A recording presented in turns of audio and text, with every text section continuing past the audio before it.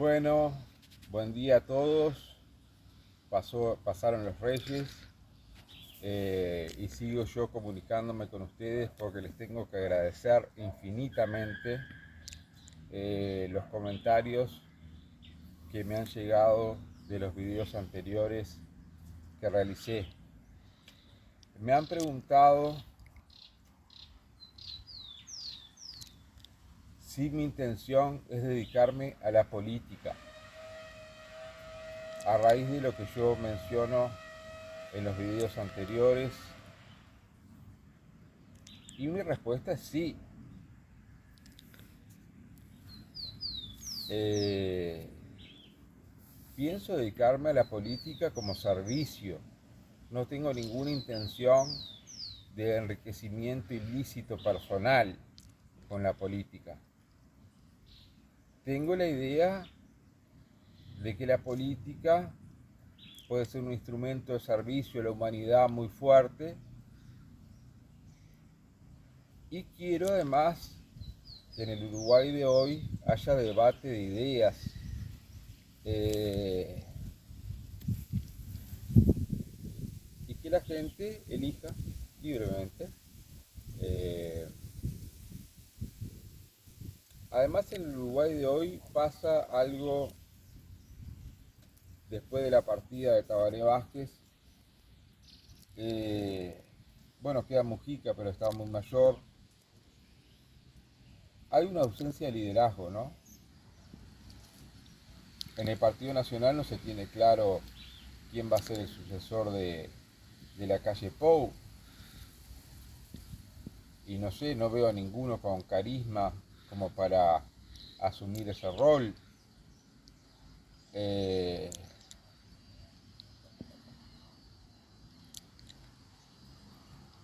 y en el Partido Colorado, obviamente que los dirigentes están ya perimidos. Sanguinetti habla muy bien, nadie lo va a discutir. Un tipo muy instruido, muy culto, un tipo que estudió toda la vida, que se dedicó al arte también, muy completo él. Pero bueno, la biología tiene su peso, ¿no? Y yo estoy en una edad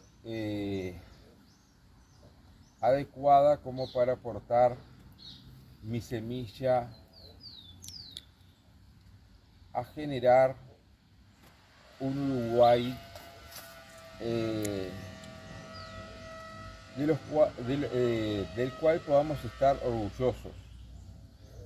Eh,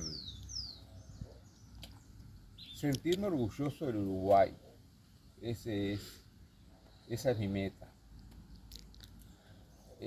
Porque hay en el Uruguay algunas contradicciones todavía, eh, sin perjuicio de decir, aún con este presidente, del cual eh, no voy a mencionar nada de su vida privada a partir de ahora.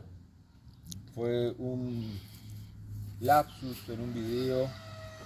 Creo que hay un código en el Uruguay de no hablar de la vida privada de los presidentes o de los funcionarios públicos, lo cual es irrelevante. Y quizás si me equivoqué en ese aspecto con el doctor Lacalle Pou, le pido disculpas. Porque yo no soy quien para estar evaluando o juzgando las conductas que él tiene en el ámbito privado. Sí, obviamente en otros países el código de no meterse con la vida privada de los presidentes es muy propio del Uruguay. Y yo quizás sin darme mucha cuenta, eh, entré o transgredí ese límite y no estuvo bueno. Porque el presidente tiene derecho a hacer de su vida lo que se le dé la gana. A ver, y si él decidió separarse de la mujer, o la mujer decidió separarse de él, o lo que haya habido, no es de incumbencia mía ni una incumbencia social, ni tiene por qué explotarse ese aspecto, cosa que en otros países, Estados Unidos, acuérdense en el episodio de Bill Clinton, bueno, en Inglaterra la imagen de un primer ministro tiene que ser intachable. Yo lo único que quise señalar, eh,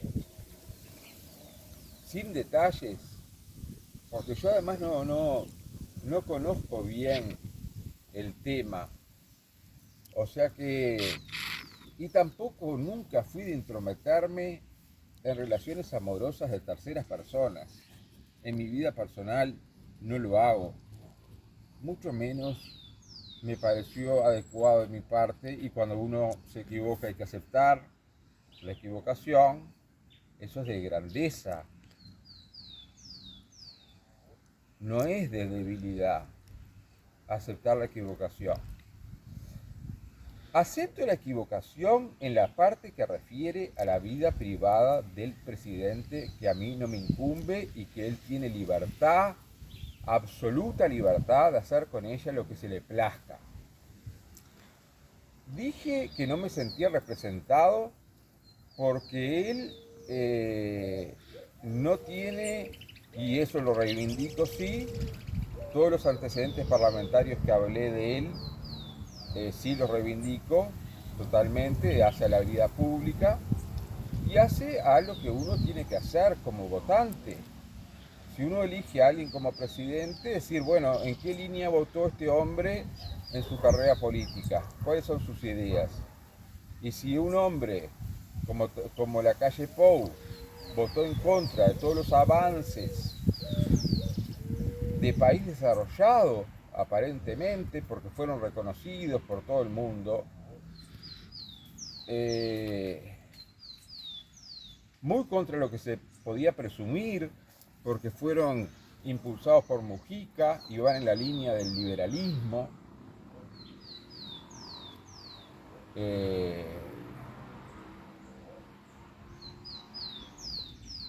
Y realmente no estaba recordando las leyes que se votaron bajo el gobierno de Mujica y que fueron desaprobadas por este hombre: la despenalización del aborto, la legalización de la marihuana, el matrimonio igualitario,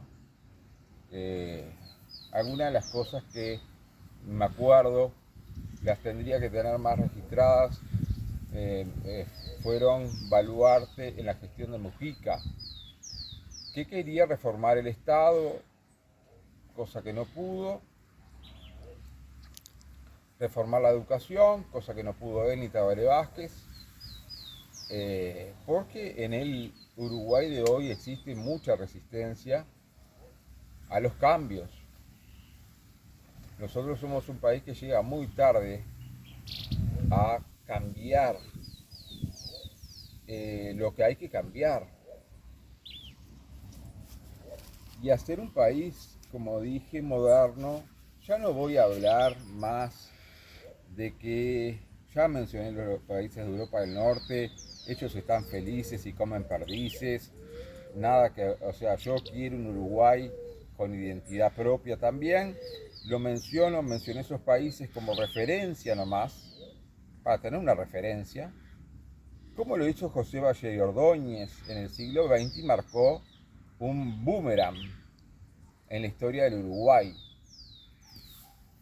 Fue a estudiar a Suiza, el modelo suizo, dijo Uruguay por sus características es muy parecido a Suiza, y quiso extrapolar ese sistema tan eficiente, de tan buenos resultados, al Uruguay, y lo hizo y marcó vanguardia. Por eso, a ver, no hay quien reniegue del vallismo, del señor José Valle de Ordóñez, que fue pionero en tantas cosas. Una ideología bien válida, la del vallismo.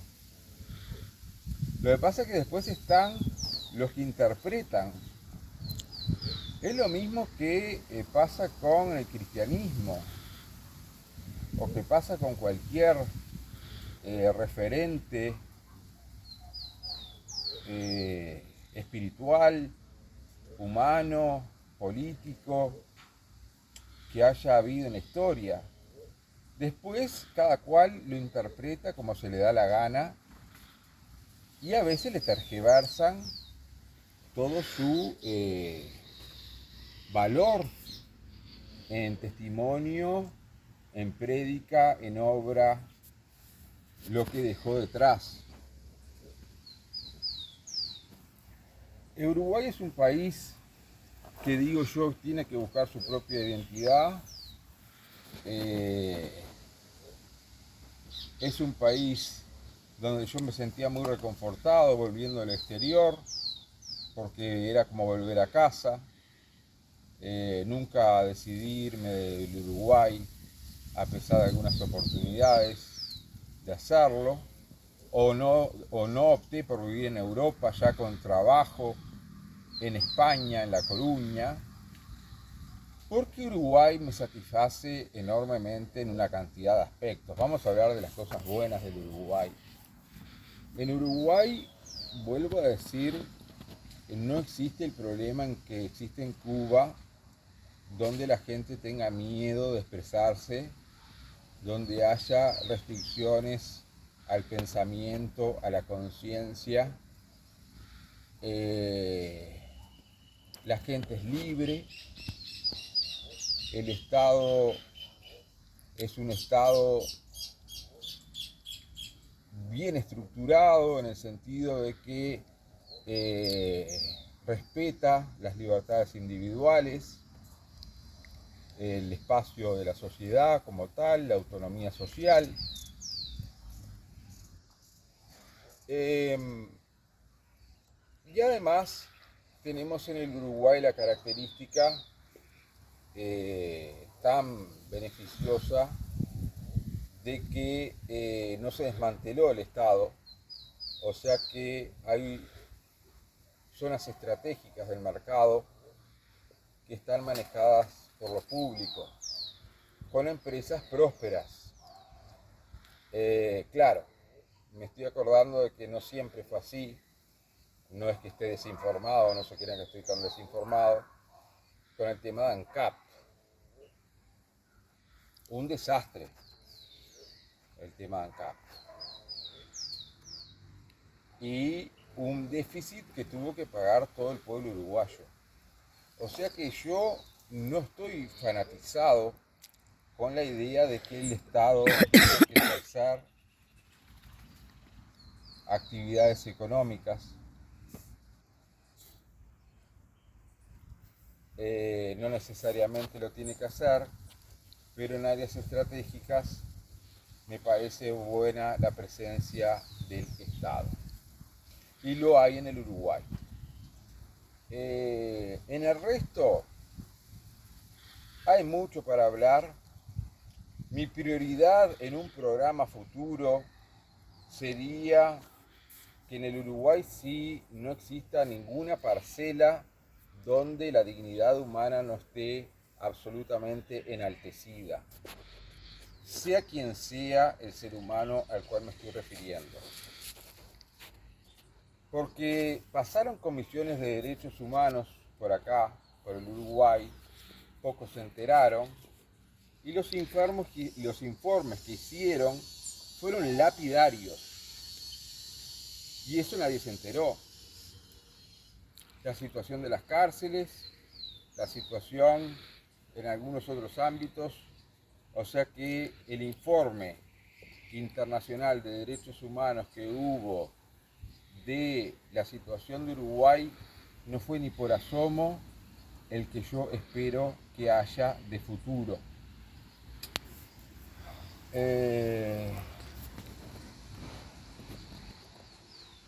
Hay que hablar mucho de la educación. Es todo tan vasto que no lo puedo reducir en... Voy a ir de a poco. En el tema de educación, me gustaría que haya una educación con un contenido diferente o con un énfasis diferente al que existe ahora, mucho más orientada. Está bien la parte de ciencia, que tiene que existir por supuesto, pero una educación que provea a cada persona, a cada ser humano de todo de todas las herramientas que necesita para la vida. Eh, eh, Está muy bien ahora, yo como profesor de inglés muy contento, la idea de que la persona sea bilingüe a los 18 años está muy bien, le abre una cantidad de puertas. Y bueno, ir no manejando la educación como una masa, sino ir especificando el servicio educativo a la persona según su perfil propio. Y además me gustaría que en la educación haya incorporación de, de aspectos que ahora están totalmente olvidados, porque que el país sea laico, que me parece muy bien, no significa, o sea, este país no se declara en favor de ninguna religión en particular, declara la libertad religiosa en su constitución y me parece estupendo. Ahora, eso no quiere decir que la persona no precise, y estoy hablando en el ámbito público, porque en el privado obviamente los padres que eligen un colegio católico saben que sus hijos tienen catequesis, pero a mí no me interesa eso en el Estado, a mí me interesa el estudio de cuestiones espirituales o religiosas, pero en religiones comparadas. A ver si se entiende, en religiones comparadas. Los textos sagrados, no solamente acá, la Biblia, el Bhagavad Gita, los textos budistas, etcétera, etcétera, y después la persona que tiene sí cierto acervo en textos sagrados y en sabiduría universal, que acumula el conocimiento o las enseñanzas de grandes maestros de la humanidad que han habido en la historia, la persona va a elegir a donde se siente más cómoda, que no necesariamente va a ser en el catolicismo, pero por lo menos un enfoque, una educación que no ignore lo espiritual, que lo enseñe de forma objetiva, comparativa, sin hacer apología de ninguna de ellas. Podría incorporarse el yoga, la meditación, alguna materia que tenga que ver con los valores de la convivencia, que se ayude a que nosotros podamos vivir en una sociedad con mejor convivencia, y con eso nos vamos a evitar una cantidad de males que tiene esta sociedad. Pienso obviamente en la reducción de la población de las cárceles. El hacinamiento viola los derechos humanos. Para eso hay que ser muy cuidadoso, muy selectivo, aplicar penas alternativas en delitos leves y dejar solamente la reclusión penitenciaria para los delitos más graves y buscar soluciones por el área de las penas alternativas que por supuesto también indemnicen a la víctima. Y en las cárceles, lo cual es una contradicción, pues se trata de rehabilitar a alguien y enseñarla a vivir en libertad cuando está enjaulado, hacer un cambio también Porque el Estado no tiene por qué estar solventando la vida de las personas que cometieron delitos eh, sin que ellos hagan nada. El ocio, pero hay un sistema de ocio en las cárceles, o sea, que pasen 22 horas o 20 horas, no sé las horas pero sí una cantidad de horas impresionante en una celda.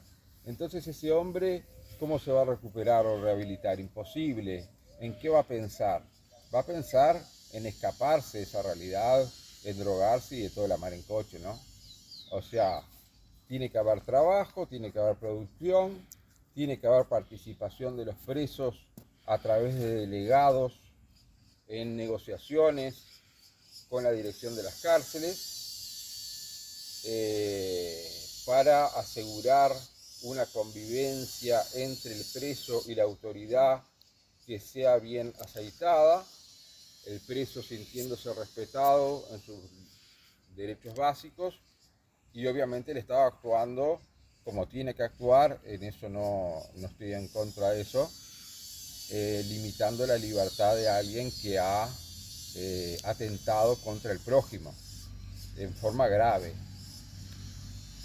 Pero no, como vimos ahora, la inflación legal, la multiplicación de la población carcelaria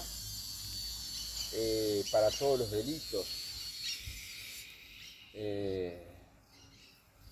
Y no voy a entrar en detalle, pero es obvio que tenemos que buscar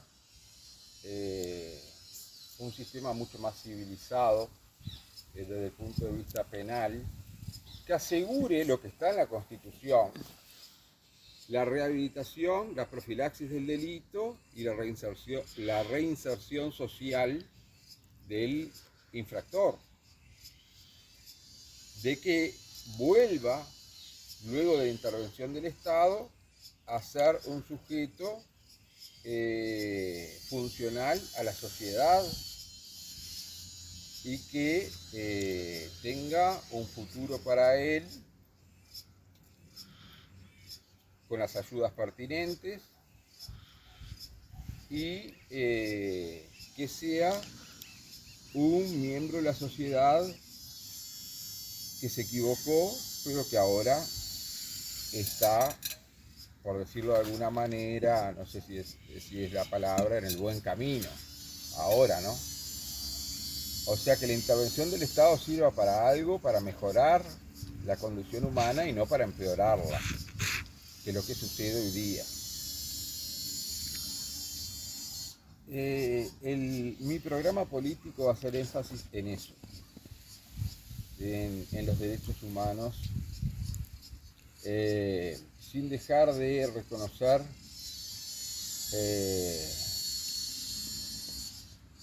que todo este tema que estoy mencionando es muy delicado. Ni siquiera el Frente Amplio pudo modificar básicamente el sistema penal. Es muy complejo, la situación de nuestro país es muy compleja. Hay delitos por doquier, hay problemas de droga,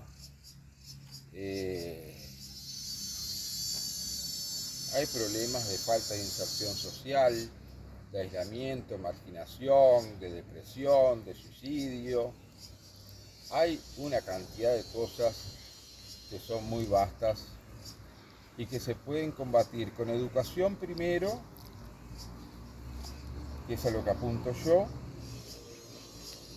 hacer que tengan a los 18 años todas las herramientas necesarias, no solamente desde el punto de vista científico, sino también desde el punto de vista espiritual o de salud mental, si se quiere. Eso lo hicieron algunos países, no apostar tanto a lo espiritual, pero sí a plantear textos que hablaban de crecimiento personal, de autoayuda, de desarrollo humano y de la potencialidad del pensamiento positivo y todas esas cosas. Eso lo han hecho en algunos países latinoamericanos con algunos textos. Pero, a ver, herramientas para la vida, no solamente ciencia, no solamente conocimiento científico, como es,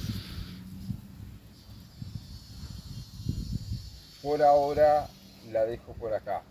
Hablé de algunos temas, me voy a concentrar en el Uruguay, quizás algo mucho más concreto de lo que quiero manifestar.